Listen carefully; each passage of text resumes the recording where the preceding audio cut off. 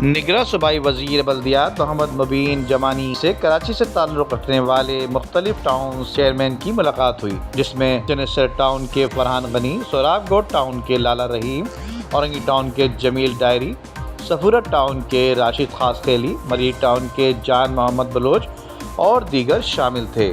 ترجمان کے مطابق ڈسٹرکٹ ایسٹ کے ملازم کی تاحال تنخواہوں کی عدم فراہمی مشکلات بن چکی ہے۔ چیئرمین ٹاؤن کا کہنا تھا کہ اس وقت ٹرانزیشن افسران کے باعث ٹاؤنوں میں عوامی کام ٹھپ ہو کر رہ چکے ہیں، جبکہ چیئرمین نے اپنی شکایت کا ازالہ کے ساتھ ساتھ آگے کام کو بڑھانے کے لیے بھی پرامید ہوتے ہوئے کہا کہ عید میلاد النبی صلی اللہ علیہ وآلہ وسلم کی آمد ہے اور اس سلسلے میں علاقے کی مساجد کے اطراف روڈ کارپیٹنگ اور اسٹریٹ لائٹس لگوانے کے لیے فنڈز درکار ہوں گے۔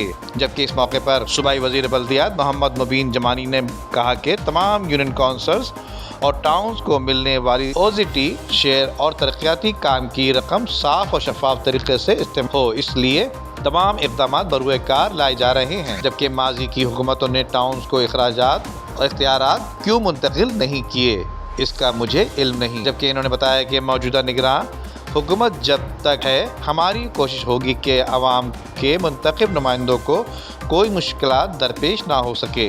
ٹرانزیشن آفیسر کو جلد ختم کر کے اختیارات کو نچلی سطح پر منتقل کیا جائے گا، جبکہ کراچی کے ٹاؤن میرے لیے اہمیت کے حامل ہیں۔ مبین جمانی نے کہا کہ تمام ٹاؤنز اور UCs کے اپنے اپنے دفاتر ہوں، اس کے لیے بھی کام کر رہے ہیں۔ میں چاہتا ہوں کہ عوام کے منتخب نمائندے عوام کے لیے ہی کام کریں، جبکہ DMC ایسٹ کی تنخواہوں کا معاملہ آئندہ 1 سے 2 روز میں حل کر لیا جائے گا اور آئندہ ماہ سے ملازمین کو بروقت تنخواہیں ادا ہوں گی، اس کے لیے ہدایت جاری کر دی گئی ہیں۔ جبکہ پورے صوبے کے ایسے افسران کی فہرستیں مرتب کرنے کی بھی ہدایت دی ہیں جو ایک ہی جگہ پر 1.5 سال یا اس سے زائد عرصے سے موجود ہیں۔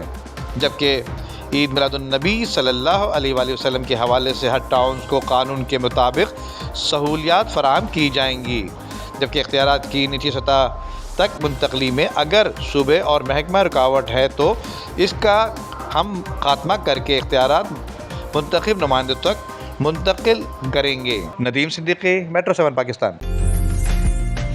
عمدہ میں پکائیں اور جی بھر کے کھائیں۔